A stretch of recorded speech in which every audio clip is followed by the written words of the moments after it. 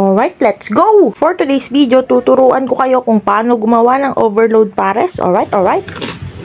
Beef pares with crispy bagnet and java rice. Makakalimutan mo pangalan mo pag natikman mo to. Una sa lahat, first of all, maghihiwa na tayo ng karne ng baka. Kayo na bahala sa hiwa kung maliliit o malalaki. Pinili ko nga yung medyo may taba-taba. After kong hiwain, hinugasan na natin yan. Shout out pala kay Kuya JM Flores ng San Fernando, La Union para sa libreng taba ng baka. Solid nito para sa beef pares natin. Hiniwa ko nga lang ng maliliit, saka natin ilalagay sa pan. Hindi tayo maglalagay ng kahit ano dyan. Isisimmer natin hanggang mag-produce ng oil. At yung oil na galing dito, yun yung gagamitin nating panggisa. Yan o mga kapulutan. Pwede mo nang ihalo sa kanin yan. Charot! Pinagsabay ko na yung bawang at sibuyas para di kayo mag-away. Kung andito nga lang kayo, napakabango nito.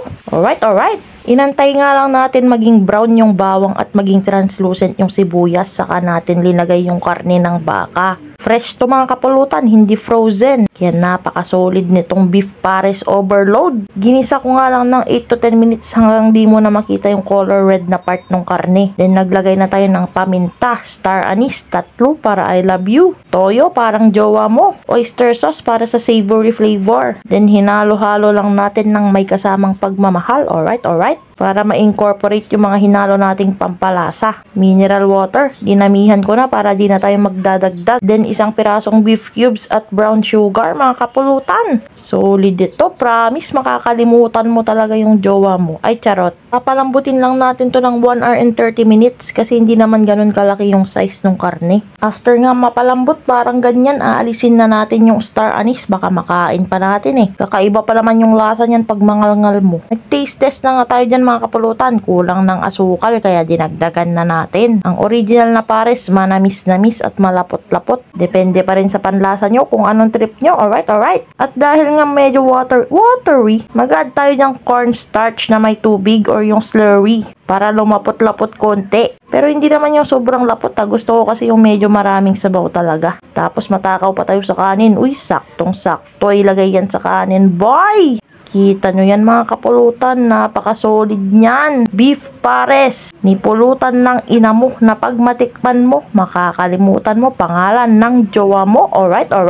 Napakadali lang gawin mga kapulutan. At dahil overload pares nga, gagawa tayo ng lechon gawali. Pero kaming mga Ilocano, bagnet ang tawag dito. Prenito ko lang hanggang maging crispy mga kapulutan. Then chinap-chap ko na parang ganyan. Solid nga tong bagnet, lalo na kung crispy at juicy. Set aside muna natin yan dahil gagawa tayo ng java rice. Magigisa tayo ng bawang, then mag-add tayo ng turmeric. Saka ilalagay yung kanin mga kapulutan. Dapat aklo naman. Alisin yan mga kapulutan, di yan kasama. Kanin lang, then halo-haloin hanggang mamix-mix. Alright. Asin, pampalasa. At kung may makita kayong white na butil, durog-durogin nyo lang parang ganito mga kapulutan. After nga maluto lahat, plating na tayo. Una yung beef pa. Dapat na salat. Beef pares, tapos yung sabaw niya mga kapulutan, ilalagay na natin sa ating plato. Yun o, yung taba, solid boy. Tapos yung crispy bagnet, di yan mawawala. Fried garlic para sa java rice. At dahon ng sibuyas. Special na chili oil with chicken skin. Gawa natin yan. At ready na nga. Ay, di pa pala. Meron pang kamalansi. Yun o, tapos na ating overload pares, ni pulutan ng ina mo. Di mo na kailangan pumunta kay Diwata. Dito ka na lang kay pulutan ng ina mo. Beef pares with crispy bagnet and java rice. Overload na pares. Overload sa sarap. Alright. Kakalimutan mo pangalan mo dito, boy. Taste test na nga tayo mga kapulutan. Yung beef muna with rice yung titikman natin, boy. Ano na ulit pangalan ko? Grabe, solid sa sarap. Shout out pala kay Tita Chris Solero from Singapore. At kay birthday boy Harrison Sipin na nagpapares ngayong araw. Happy birthday! Dahil sa'yo, meron tayong napakasarap na overload pares. Alright. Titikman na nga natin. All in one yan with the bagnet. Crispy boy! Subukan nyo rin gawin to. Napakadali lang naman mga kapulutan. Bumili na kayo ng mga rekado at sundan nyo lang ang aking step. At kung umabot ka sa video na to, pa-comment kung taga saan ka para alam natin kung saan umabot ang video na to. At baka ikaw ang susunod na ma-shoutout. Alright.